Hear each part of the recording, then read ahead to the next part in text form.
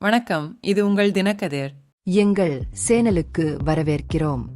அதிமுக பொதுச் செயலாளர் எடப்பாடி கே. பழனிசாமி பிரதமர் சிறு திட்டம் மற்றும் மொழிக் கொள்கையில், குறிப்பாக தமிழ்நாட்டில் மத்திய அரசின் நிலைப்பாட்டை கடுமையாக விமர்சித்தார். இந்த திட்டத்தை ஏற்காவிட்டால் மாநிலம் 5000 கோடி ரூபாயை இழக்கும் என்ற மத்திய அமைச்சர் தர்மேந்திர பிரதானின் கருத்துக்கு அவர் எதிர்ப்பு தெரிவித்தார். சமக்ர சிக்ஷா நிதியை நிறுத்தி வைப்பதும், தேசிய கல்விக் கொள்கையை ஏற்குமாறு மாநிலத்திற்கு அழுத்தம் கொடுப்பதும் தமிழ்நாட்டில் உள்ள மாணவர்கள், ஆசிரியர்கள் மற்றும் பொதுமக்களுக்கு செய்யும் துரோகமாகும் என்று பழனிசாமி கூறினார். மத்திய அமைச்சரின் அறிக்கைக்கு அதிர்ச்சியையும் கோபத்தையும் வெளிப்படுத்திய பழனிசாமி, இருமொழிக் கொள்கையில் அதிமுகவின் உறுதியான நிலைப்பாட்டை மீண்டும் வலியுறுத்தினார். தமிழ்நாட்டில் மும்மொழிக் கொள்கையை திணிக்கும் முயற்சிகளை மத்திய அரசு கைவிட வேண்டும் என்று அவர் வலியுறுத்தினார். கல்விக் கொள்கைகள் தொடர்பான எந்தவொரு முடிவும் மக்களின் நலன்களை கருத்தில் கொண்டு மாநில அரசுடன் கலந்தாலோசித்து எடுக்கப்பட வேண்டும் என்று அவர் வலியுறுத்தினார். மத்திய அரசின் அணுகுமுறை தமிழக மக்களிடையே தங்கள் குழந்தைகளின் எதிர்காலம் குறித்து அச்சத்தை ஏற்படுத்தியுள்ளது. இது அரசாங்கத்திற்கு எதிராக விரக்தியையும் வெறுப்பையும் ஏற்படுத்துகிறது என்று அவர் எச்சரித்தார்.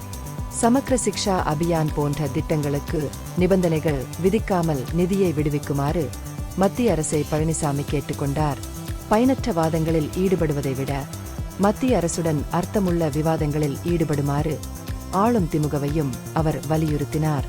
தமிழ்நாட்டின் இருமொழிக் கொள்கையின் வெற்றியை எடுத்துக்காட்டிய அவர், தமிழ்நாட்டில் உள்ள மாணவர்கள் தமிழை தாய்மொழியாகவும் ஆங்கிலத்தை இணைப்பு மொழியாகவும் கற்கும் முறையால் உலகளவில் சிறந்து விளங்கியுள்ளனர் என்பதை சுட்டிக்காட்டினார். மாணவர்கள் தங்கள் தேவைகளின் அடிப்படையில் பிற இந்திய மற்றும் வெளிநாட்டு மொழிகளையும் கற்றுக்கொள்கிறார்கள். இதனால் மும்மொழிக் கொள்கையை திணிப்பது தேவையற்றது என்று அவர் குறிப்பிட்டார். தமிழ்நாடு அதன் தற்போதைய கொள்கைகளால் பல்வேறு கல்வி இலக்குகளை வெற்றிகரமாக அடைந்துள்ளது என்று பழனிசாமி மேலும் கூறினார். முந்தைய அதிமுக அரசாங்கமும் தற்போதைய நிர்வாகமும் தொடர்ந்து எதிர்த்து தங்கள் நிலைப்பாட்டிற்கு பின்னால் உள்ள காரணங்களை விளக்கி வருகின்றன. மத்திய அரசு அறிமுகப்படுத்திய திட்டங்கள் அழுத்த தந்திரோபாயங்கள் மூலம் செயல்படுத்தப்படுவதற்கு பதிலாக மாநிலத்தின் தேவைகளுக்கு ஏற்ப இருக்க வேண்டும் என்று அவர் மீண்டும் வலியுறுத்தினார்.